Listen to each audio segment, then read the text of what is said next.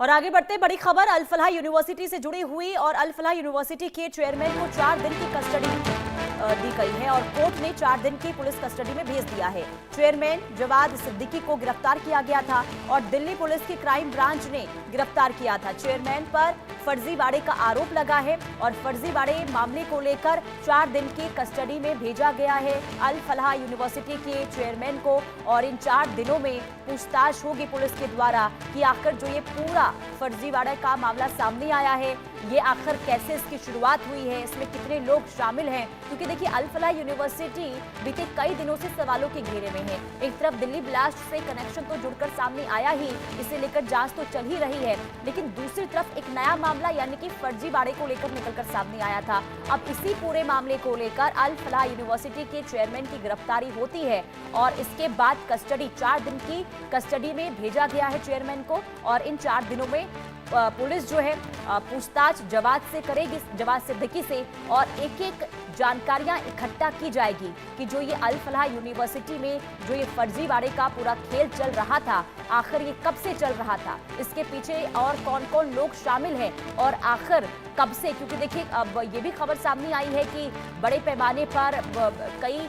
जो money trail की जो खबर है वो भी निकलकर सामने आई है, तो इसे लेकर भी जांच पड़ताल जो है वो पुलिस करती हुई नजर आएगी। लेकिन उससे पहले ये बड़ी खबर आपको बता रहे हैं जहां कोर्ट ने 4 दिन की पुलिस कस्टडी में भेजा है चेयरमैन जवाद सिद्दीकी और गिरफ्तारी पहले ही हो चुकी थी और इसे लेकर अब सवाल जवाब का जो सिलसिला है वो देखने को मिलने वाला है। तो बड़ी खबर अल फलाह यूनिवर्सिटी से जुड़ी हुई, अल फलाह यूनिवर्सिटी के चेयरमैन की गिरफ्तारी और इसके बाद लगातार फर्जीवाड़े मामले को लेकर अब एक्शन में जो पुलिस है वो लगातार नजर आ रही है। लेकिन अहम जानकारी यानी कि जो अपडेट है इस पूरे मामले को लेकर वो ये है कि 4 दिन की कस्टडी में भेजा गया है कोर्ट के द्वारा चेयरमैन को। और ये जो 4 दिन है वो काफी अहम साबित होंगे क्योंकि ये जो 4 दिन है, इन 4 दिनों में पुलिस की ओर से सवाल जवाब किया जाएगा। कि लंबी फहरिस्त जो है पुलिस की ओर से वो तैयार की गई है जिसमें एक एक जो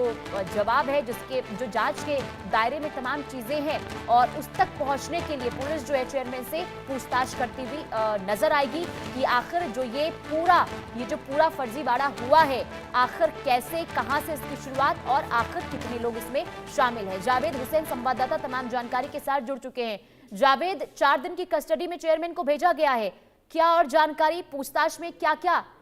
सवाल जवाब होंगे चेयरमैन से?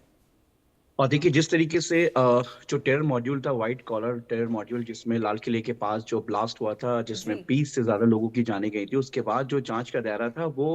टेरर मॉड्यूल से लेके अल फलाह यूनिवर्सिटी के अंदर तक, जिस तरीके से ये जो डॉक्टर्स वहाँ पे थे, उसके अलावा कई वहाँ पे खामियां मिली जिसमें ईडी की एंट्री हुई। और ईडी से पहले दिल्ली पुलिस की क्राइम ब्रांच और दिल्ली पुलिस की स्पेशल सेल इस पूरे मामले की जांच में जुट गई थी। शुरुआत में ही दिल्ली पुलिस की क्राइम ब्रांच की तरफ से 2 मामले दर्ज किए गए थे अल फलाह यूनिवर्सिटी की तरफ से, जिसमें कई अनियमितताएं पाई गई थी और जिसमें एक फर्जीवाड़ा का भी जो मामला दर्ज किया गया था। इसी एफआईआर के बेस पर दिल्ली पुलिस की क्राइम ब्रांच ने अल जवाद, जो कि अल फलाह यूनिवर्सिटी के चेयरमैन है, उसे जो है गिरफ्तार किया। उसके बाद उसे कोर्ट में प्रोड्यूस किया गया और अभी वो 4 दिन की पुलिस कस्टडी में। दिल्ली पुलिस की क्राइम ब्रांच इस पूरे मामले में, जहां ईडी के मामले में अल जवाद पहले से ही गिरफ्तार है और जिस तरीके से पूरा फर्जीवाड़ा नेक्सस सामने आया रजिस्ट्रेशन को लेकर, जिस तरीके से जो मान्यता है उसको लेकर, और किस तरीके से जो कई शेल कंपनी बनाई गई थी जो फैमिली के अंदर ही पूरी तरीके से रोटेट हो रही थी, जो पैसा है वो बाहर की तरफ नहीं था, यानी कि घर के लोग जो मिलने जुलने वाले करीबी थे उन्हीं तक ये सारा पैसा रोटेट हो रहा था। और जिस तरीके से टेंडर की बात करें या कंस्ट्रक्शन की बात करें, जो आमतौर पर यूनिवर्सिटी के अंदर फैकल्टीज को लेकर, कैंटीन को लेकर या अलग अलग जो चीजें कंस्ट्रक्शन होती है, उन सब में जो है जवाद के ही जो लोग थे, क्लोज थे, फैमिली के लोग थे, उनके पास ही ये पूरा पैसा रोटेट हो रहा था कंस्ट्रक्शन के नाम यानी पर। कि पैसों का ट्रांजैक्शन कैसे हुआ, किन किन लोग तक पहुंचा, और जो आप जानकारी दे रहे हैं कि फैमिली तक भी ये मनी ट्रांजैक्शन हुआ है, तो इसकी जांच आगे होगी और इसके बाद हो सकता है कि कई और गिरफ्तारियां भी हो। बहुत शुक्रिया तमाम जानकारी देने के लिए जावेद।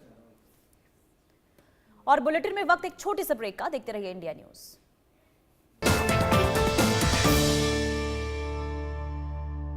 अब आया असली